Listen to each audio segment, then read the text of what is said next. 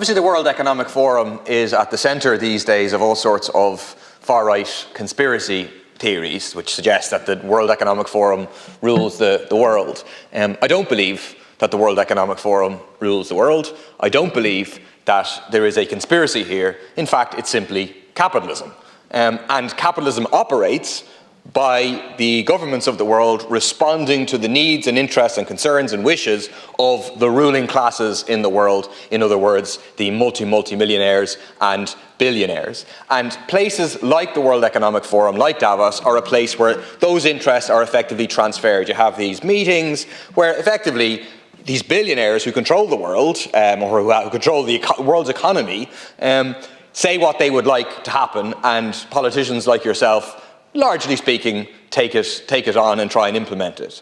But some things that do fuel the conspiracy. I find people who come up to me and are impacted by some of these far-right conspiracies. They say climate change couldn't be real because otherwise the governments and the elites of the world wouldn't be behaving in the way that they're doing. And I think the inaction of the world's leaders does lead to that conspiracy. So the fact that 1 in 10 attendees to the World Economic Forum flew in, a large portion of them on private jets, spewing out huge amount of carbon emissions, that fuels the idea that wait a minute, if climate change is real, as they say it is, and it is, then why are they behaving in this manner? The other thing that fuels it is massive inequality. The illogical nature of a world which sees the richest 5 people massively increasing, doubling their wealth over the last 5 or 6 years, while the poorest 5 billion get poorer, or in this country where the richest 2 people have the same wealth as the bottom 50%. That fuels those conspiracies because people can't understand how could you have a system which allows this to happen. As has been said earlier, there are lots of conspiracy theories about Davos and the World Economic Forum, particularly online. No big decisions are made there. In fact, no decisions are made at all. If that was the case, I'd stay for the whole thing.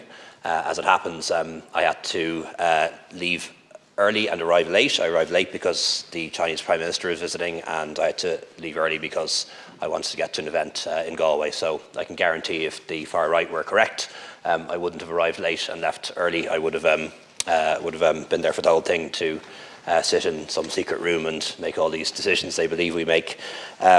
Although I'm a bit disappointed here, Deputy Murphy, in some ways almost fueling some of those theories by the arguments he made, almost saying he understands why people believe these conspiracy theories. It's the far right and the far left kind of working together again, which isn't all that unusual. In terms of what happens, it is a gathering of political, business and NGO leaders, academics and experts. It's worth attending. It's run very efficiently. There are 30-minute meeting slots. They start on time, they end on time, they stick to the agenda.